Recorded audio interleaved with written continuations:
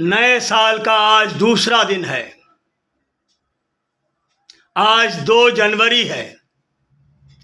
अधिकांश लोगों ने अनेक तरह की प्रतिज्ञाएं ली होंगी, जिनमें अपने सपनों को पूरा करने के लक्ष्य होंगे, अच्छी आदतें अपनाने के प्रण होंगे और बुरी चीजों से दूरी बनाने का वादा होगा।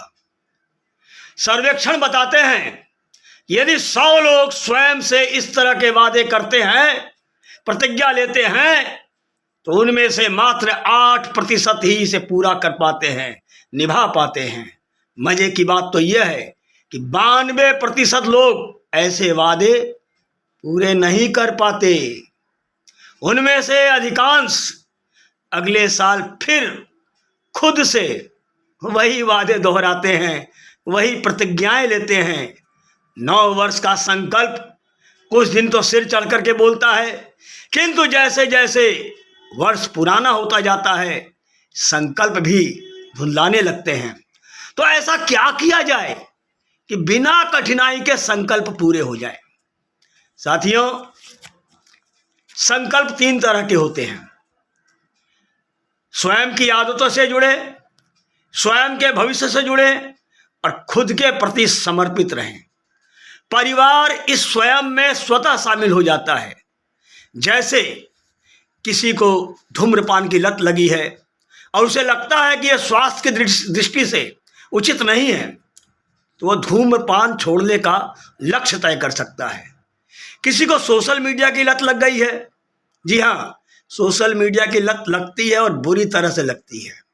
तो दूसरे के टोकने पर, क्योंकि खुद को तो यह आभास ही नहीं होता कि सोशल मीडिया कब लत में बदल गया, कुछ लोग इससे दूरी बनाने का संकल्प लेते हैं।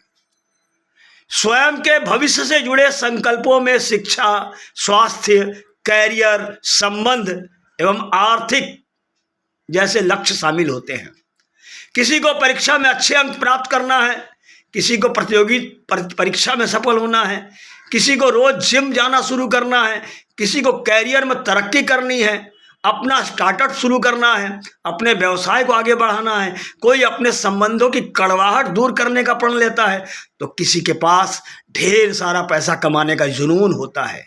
स्वयं को समर्पित संकल्प वे हैं जो पूरी तरह से व्यक्तिगत रूप से खुद से जुड़े होते हैं।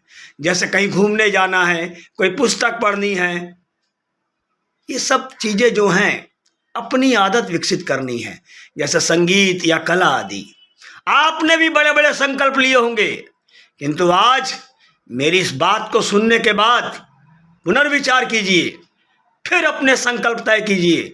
विश्वास कीजिए, आपके संकल्प जरूर पूरे हो जाएंगे। खेल में आपकी रुचि है तो आपने शायद कार्ल लेमिस का नाम सुना होगा। कार्ल ने ओलंपिक में 9 स्वर्ण पदक जीतकर कीर्तिमान स्थापित किया था। एक कोच उनको दौड़ते हुए बहुत दिन से ध्यान से देख रहे थे। वो एक बात नहीं समझ पा रहे थे कि दौड़ शुरू होने के 40 मीटर में ही कार्ल सबसे पीछे छूट जाते थे, किंतु जब 100 मीटर की दौड़ पूरी होती तो विजेता वही होते। लोग कहते हैं वह शुरुआत में धीमा रहते, बाद में तेज दौड़ते। इस पर उस कोच ने शोध करने की ठानी, जांच करना शुरू किया कि 40 मीटर पर पीछे छूटने के बाद कार्ल दौड़ में 50 मीटर, 60 मीटर, 70 मीटर पर कैसा बदलाव करते हैं। बार बार वीडियो देखा, उनकी सांस की रफ्तार, हृदय की धड़कन की जांच की। वे ये देख करके हैरान रह गए कि कार्ल की गति, सांस, धड़कन बिल्कुल वैसी ही रही जैसे 40 मीटर तक थी। बाकी धावक शुरू में तो अपनी पूरी ताकत झोंक देते थे और हाँफने लगते थे, तब अपनी स्पीड से दौड़ रहे कार्ल आसानी से उन्हें पीछे छोड़ देते। इस 85% का नियम बहुत ही सुंदर है।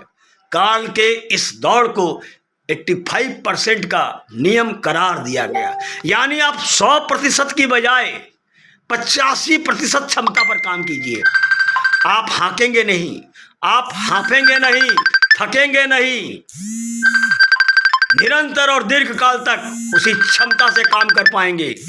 तो ये 80% का नियम अपने जीवन पर, अपने कैरियर पर लागू कीजिए। इसी अनुसार से लक्ष्य तय कीजिए, आप लक्ष्य आसानी से हासिल कर पाएंगे। नए साल की ढेरों शुभकामनाएं।